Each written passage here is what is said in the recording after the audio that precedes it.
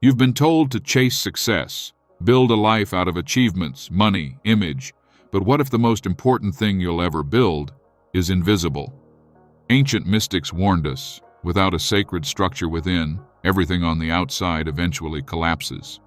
They called it the inner temple, not just a metaphor, but a real energetic space, crafted by discipline, intention, and focused awareness. It wasn't superstition, it was architecture for the soul.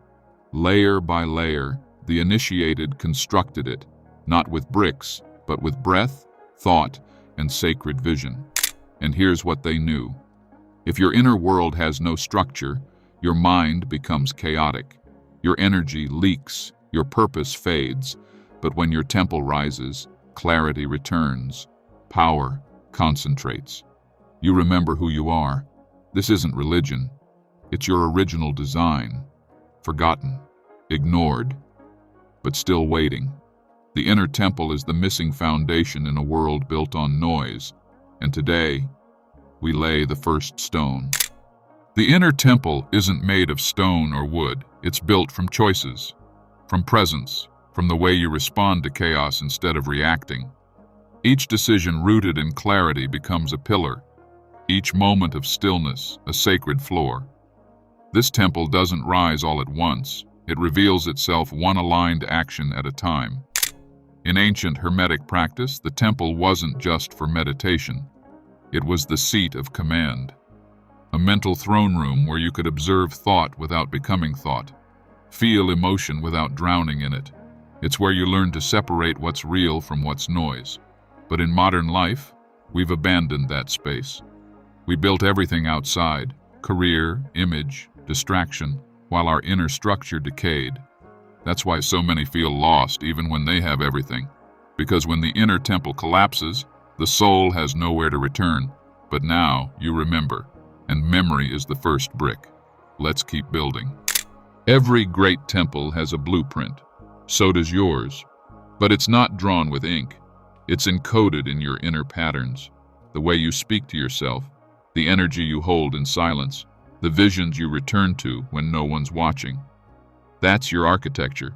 Mystics believe the mind is not just a thinker, it's a builder, and thought is not just noise, it's material. Most people use their mind to chase thoughts, but the awakened use thoughts to shape space. They carve sanctuaries out of chaos, order out of emotion. This is where the inner temple begins to take form, not outside you, but as you. You're not just living in this world, you're generating a space within it, and that space is either aligned or collapsing. Most never realize this. But once you do, once you feel the walls forming, you'll never settle for being lost again. You'll be home, even in the storm. If you felt something stir while watching this, it means you've already begun building. Subscribe now, not just to follow the journey, but to remember the parts of you that always knew the way. The construction of your inner temple doesn't require hours of ritual. It begins with awareness, one breath, one honest moment of stillness. When you close your eyes and turn inward, you're not escaping reality. You're entering the command center that shapes it. And what you find there might not be beautiful at first. There may be cracked walls, neglected rooms, shadows you've ignored for years. That's okay. Temples aren't born perfect. They're restored, with patience, with presence, and with radical honesty. Most people avoid building inward because they're afraid of what they'll find. But the awakened know the darkness isn't your enemy. It's your blueprint. Your fear is the map. Your silence is the foundation. And every time you face what's within, the walls get stronger. This temple isn't about perfection. It's about process. And the moment you honor your own process, your inner structure begins to glow, not for the world to see, but for you to stand in. Your inner temple becomes stronger every time you enter it, even for a minute.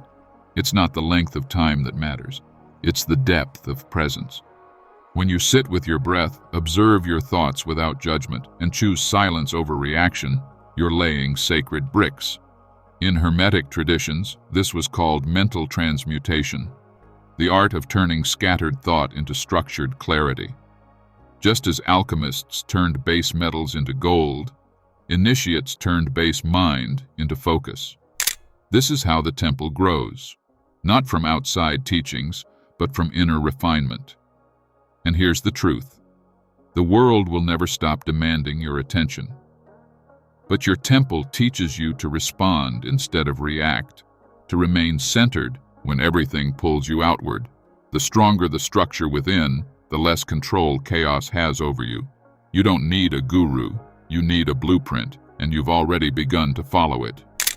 The more you visit your inner temple, the more you remember who you are, not the version shaped by the world, but the one buried beneath it.